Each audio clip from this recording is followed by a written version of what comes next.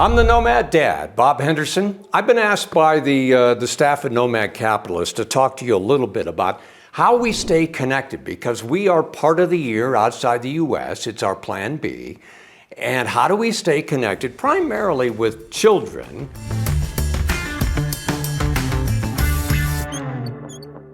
We've got 3 daughters, all adopted from Russia, in addition to Andrew, our only biological child. Of course, Andrew, the Nomad Capitalist himself.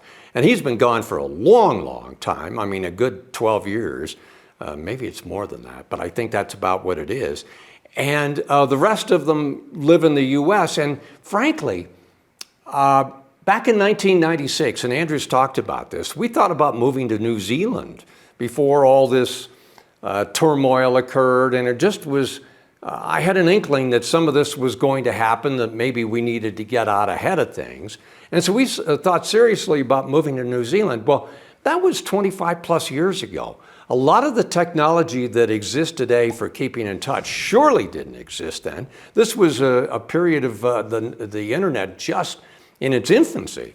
But today you have WhatsApp, for instance. Andrew introduced me to Telegram, which is a way to communicate, to talk on the telephone. WhatsApp is something I think if you travel outside the US or Canada, you're definitely going to need WhatsApp. Here in Mexico, their phones are not going to allow, their plans aren't going to allow them to call US numbers, which I have. So they reach me WhatsApp, and it's great when you're traveling. I first encountered WhatsApp a number of years ago while traveling through Germany. And it was pretty much the same way. If you wanted to contact somebody, cab drivers outside of Uber or that sort of thing, you were going to need a WhatsApp number. So it's something I think if you don't have, you want to get. So Skype's been around forever. There's FaceTime. There are all kinds of ways of communicating.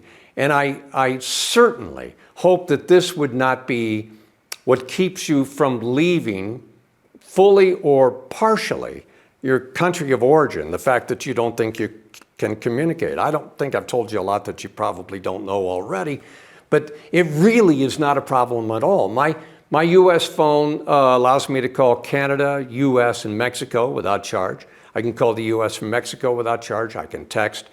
And the data, it's unlimited. If I go over 5 Gs, I think it slows down from, or 5 megabytes, pardon me. I think it slows me down from 5 Gs to maybe 4 or 3. But you can buy a plan that allows you to keep that top-notch speed throughout the rest of the month. It's just not an issue at all. We're in turbulent times. I don't care where you live in the world, it seems like almost every week things are getting crazier. Nutty comments coming from all sides. The wars that we're involved in, and who knows where that's all going to lead, and whether there's going to be more terrorism in the countries that are not even in the middle of the fray, say in the Middle East, as an example. It's good to have a plan B and a plan C, and I don't want you worrying about the fact that you're not going to necessarily be face-to-face with your family. Hey, talk them into coming with you. I got to thinking, had we done this when we were younger, we could have educated our kids at an international school, for instance.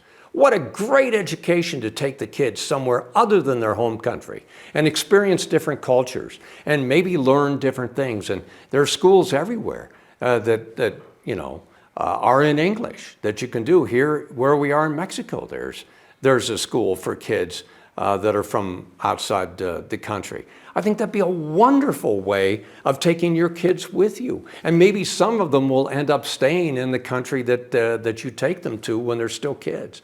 Back on very quickly the story of go where you're treated best. I know family is absolutely incredibly important. It is, and to some people even more so than others. But I'll recount the story of go where you're treated best. Andrew was, I think, 14 years old. We're having Sunday dinner at home.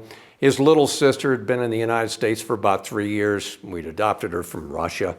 We've since adopted 2 more girls from Russia. They all live in the US now, and they're in their 30s. But she was sitting there, her English was good.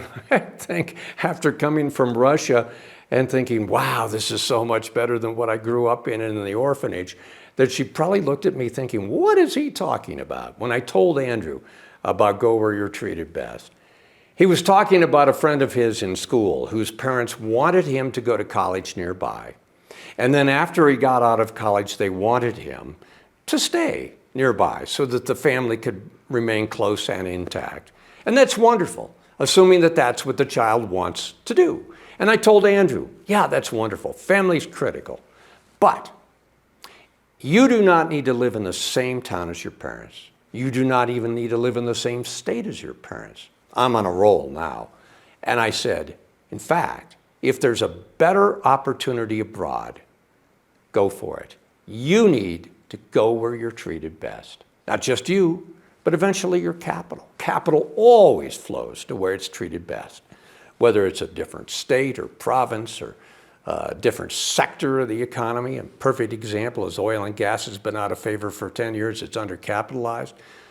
Hasn't been treated well there, so it flows elsewhere. Maybe that capital flows to a different country where it's treated best, but ultimately capital flows where it's treated best, and you need to go where you're treated best. And that's what I tried to let Andrew know. Now, I never dreamed that he would take that idea and run with it and trademark go where you're treated best and found Nomad Capitalist, but I meant every word of it. So I'm trying to say to you, it's imperative that we all think seriously about Plan B, Plan C in this turbulent world, and not let the idea of not being able to communicate with our family and our friends get in the way of us moving offshore, at least whether it's partially or fully. And so I really want to make that very clear. I mean, in America today, for instance, kids don't live near their parents like they did in my parents' generation. They're moving all over the place. I mean, they're 1,000, 2,000 miles away. They're in the same country. What's the difference if they're in Mexico? Even Europe's not that far away from New York. It's a 5-hour plane ride, which is about what it takes to fly from New York to Seattle. So think about it.